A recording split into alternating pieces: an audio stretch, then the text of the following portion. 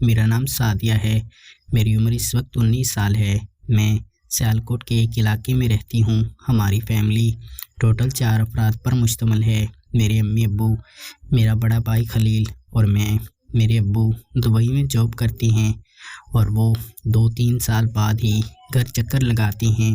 ہم ایک کھاتے پیتے گھرانے سے تعلق رکھتے ہیں۔ میری امی ایک ہاؤس وائف ہیں۔ امی کی عمر تقریباً 35 سال ہے اور وہ بھی دیکھنے میں کافی خوبصورت ہیں، مگر میں اپنی امی سے بھی 2 ہاتھ آگے تھی۔ میں خوبصورتی میں اپنی امی کو بھی پیچھے چھوڑ گئی تھی۔ محلے کے سارے لڑکے ہی میری خوبصورتی پر مرتے تھے اور مجھ پر جان نچھاور کرتے تھے۔ ہماری گلی میں اکثر ہی رش رہتا تھا، چونکہ میری خوبصورتی 2 گھڑی رک کر دیکھنے والی تھی، اس لیے امی ابو اور میرا بھائی خلیل مجھ پر اکثر پابندیاں لگاتے رہتے تھے۔ میں نے میٹرک کیا تھا اور اس کے بعد خلیل بھائی نے مجھے آگے پڑھنے نہیں دیا اور امی کے ساتھ ہی گھر میں کام کاج پہ لگا دیا تھا۔ میرے پاس موبائل نہیں تھا اور میں گھر کافی بور ہوتی رہتی تھی، کیونکہ خلیل بھائی کالج جاتے تھے اور کالج کے بعد واپس آتے تو وہ کھیل کود میں مصروف ہو جاتے۔ میں اور امی اکیلے ہی گھر میں بور ہوتی رہتی۔ کبھی میں ٹی وی لگا کر بیٹھ جاتی تو کبھی امی سے کچھ ہنسی مذاق کر لیتی۔ میرے دن بہت ہی بور گزر رہے تھے، جب ہی میں نے ابو کو خلیل بھائی کے فون پر کہا کہ میرے لیے کوئی موبائل بھیج دیں۔ ابو نے مجھے باہر سے بہت ہی اچھا موبائل بھیج دیا تھا۔ اب میں موبائل استعمال کرنے لگی تھی اور میں کافی بزی رہتی تھی۔ خلیل بھائی بھی مجھ پر کافی تنقید کرتے تھے اور وہ اکثر ہی مجھے موبائل زیادہ استعمال کرنے کے طعنے دیتے تھے اور کہتے تھے کہ تم ہر وقت موبائل میں لگی رہتی ہو۔ کچھ حد تک خلیل بھائی کی بات بھی ٹھیک تھی، کیونکہ مجھے موبائل نے کافی خراب کر دیا تھا اور میں موبائل پر کافی بولڈ فلمیں دیکھا کرتی تھی، جس کی وجہ سے میری خواہشات جاگ چکی تھی اور میں اب اپنی جوانی کی پیاس بجھانا چاہتی تھی۔ میں اکثر ہی کسی موقع کی تلاش میں تھی کہ کوئی لڑکا میرے ساتھ دوستی کرے اور میں اس کے ساتھ چھپ کر اپنی خواہش کو پورا کر لوں، مگر میری یہ حسرت پوری نہیں ہو سکتی تھی، کیونکہ مجھ پر کافی پابندیاں تھیں اور خلیل بھائی اور امی مجھے گھر سے نکلنے نہیں دیتے تھے۔ میں شام کو اپنی ایک دوست کے ساتھ پارک میں جاتی تھی۔ وہاں پر میں نے کئی لڑکے دیکھے اور کوئی بھی لڑکا مجھے پسند نہیں آیا۔ اسی شام میں گھر آئی تو خلیل بھائی ریڈ کلر کی ٹی شرٹ اور پینٹ پہن کر بیٹھے ہوئے تھے اور ٹی وی لاؤنج میں ٹی وی دیکھ رہے تھے۔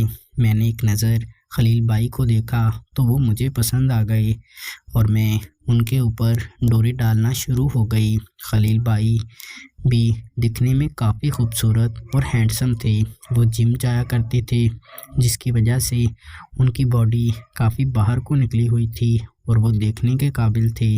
میں اکثر خلیل بھائی کے پاس جاتی تو وہ کپڑے بدل رہے ہوتے اور میں ان کے جسم کو دیکھتی رہتی، جس کو دیکھ کر میرے منہ میں پانی آ جاتا اور میں خلیل بھائی کی دیوانی ہوتی جا رہی تھی۔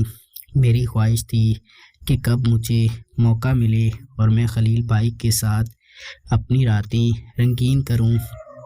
ایک روز امی کسی کام سے خالہ کی طرف چلی گئی تھی، کیونکہ میری خالہ بھی سیالکوٹ شہر میں ہی رہتی تھی اور امی کو وہاں 1-2 دن لگ جانے تھے۔ میں اور خلیل بھائی گھر میں ہی اکیلے تھے، تو میرے لیے یہ موقع اچھا تھا کہ میں اپنے بھائی خلیل کے ساتھ اپنی راتیں رنگین کر لوں۔ شام ہوئی تو ہم لوگ ٹی وی دیکھ رہے تھے۔ کھانے کا وقت ہو گیا تھا اور مجھے کھانا بنانا نہیں آتا تھا۔ میں نے خلیل بھائی کو کہا کہ آپ فوڈ پینڈا سے ہی کچھ آرڈر کر لیں۔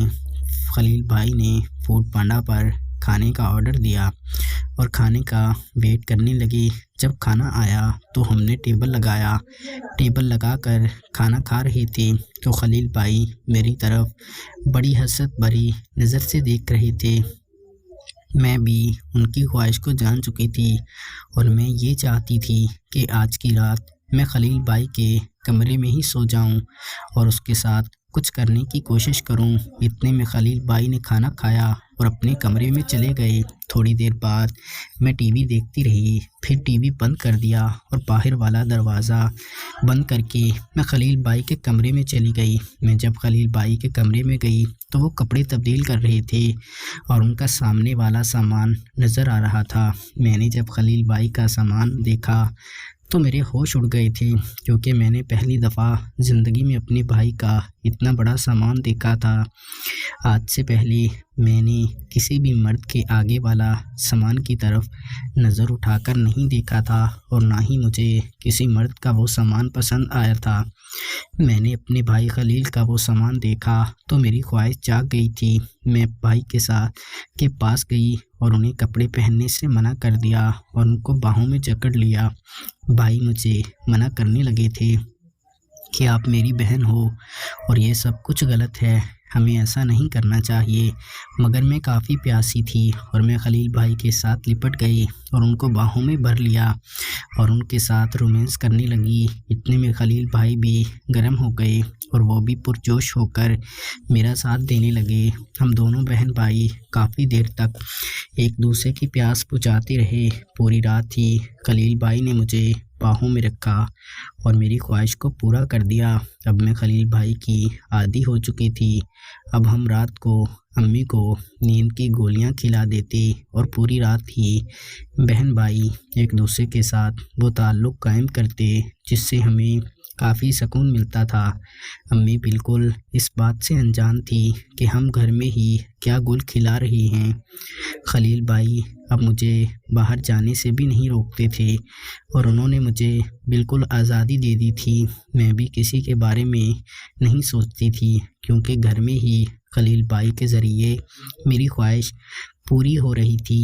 امی نے کئی دفعہ کہا کہ خلیل بیٹا، ہم تمہاری بہن سعدیہ کی شادی کر دیتے ہیں، مگر بھائی امی کو یہی کہتے کہ ابھی 2-4 سال رہنے دو، کیونکہ ابھی سعدیہ کافی چھوٹی ہے اور اسے زندگی کے کچھ حسین پل گزار لینے دو، پھر اس کے بعد اس کی شادی کر دیں گے۔ میں خلیل بھائی کی اس بات پر کافی راضی ہو جاتی تھی اور جم کر اس کے ساتھ مستی کرتی تھی۔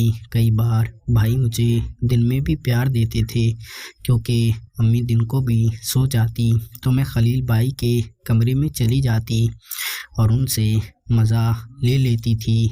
پیارے ناظرین، اگر آپ کو ہماری کہانی پسند آئی ہو تو ویڈیو کو لائک کر دیں۔ شکریہ۔